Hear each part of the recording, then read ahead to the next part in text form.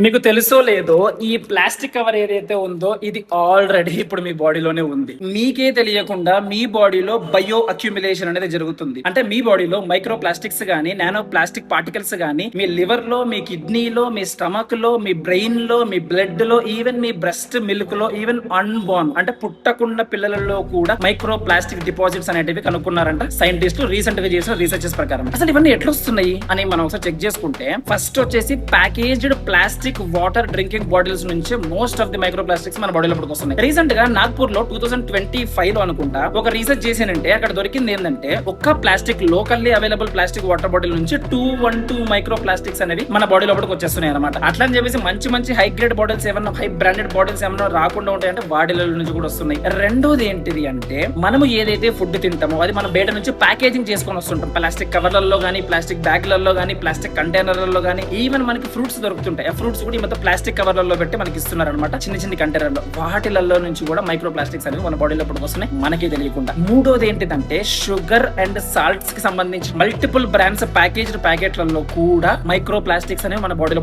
వస్తున్నాయి అనమాట. అండ్ ఈ విషయం చెప్తే మీరు నమ్ముతారో లేదో తెలియదు కానీ ఒక సింగిల్ ప్లాస్టిక్ టీ బ్యాగ్ దగ్గర నుంచి 11.6 బిలియన్ మైక్రో ప్లాస్టిక్స్ అనేవి ఉంటాయి అనమాట. అంటే ప్లాస్టిక్ టీ బ్యాగ్ దగ్గర నుంచి వచ్చిన ఒక కప్ ఆఫ్ టీని తాగితే 3.1 బిలియన్ నానో ప్లాస్టిక్ పార్టికల్స్ అనేవి మన బాడీ లోపలికి వస్తున్నాయి. అటనే చెక్ చేసుకుంటా పోతే మల్టిపుల్ సోర్సెస్ నుంచి వస్తున్నాయి అనమాట. మరి ఇవన్నీ మన బాడీలో పడిపోతే ఏమవుతుంది అంటే క్రానిక్ ఇన్ఫ్లమేషన్ అవుతుంది. మీ కిడ్నీస్ కి సంబంధించి, మీ బ్రెయిన్ కి సంబంధించి, మీ హార్ట్ కి సంబంధించి, మీ బ్లడ్ కి సంబంధించి, మీ లివర్ కి సంబంధించి, మీ ఇంటెస్టైన్ కి సంబంధించి ప్రతి ఒక్క పార్ట్ ని ఖరాబ్ చేయడము, క్రానిక్ ఇన్ఫ్లమేషన్ కి గురి చేయడమే వీటి యొక్క మెయిన్ టార్గెట్. వీటి నుంచి మనం బయట పడాలి అంటే కనీసం ఇప్పటి నుంచి అన్నా steel, glass, wood, copper, iron వీటికి సంబంధించిన పార్టికల్స్ ఏమన్నా ఫుడ్ కి సంబంధించి తినేటప్పుడు వీటిలలో పెట్టుకోవడానికి, వీటిలలో తినడానికి, వీటిలలో పార్సల్ చేయించుకోవడానికి ట్రై చేయండి. కానీ ఈ ప్లాస్టిక్ల జోలికి మాత్రం అస్సలకి పోకండి.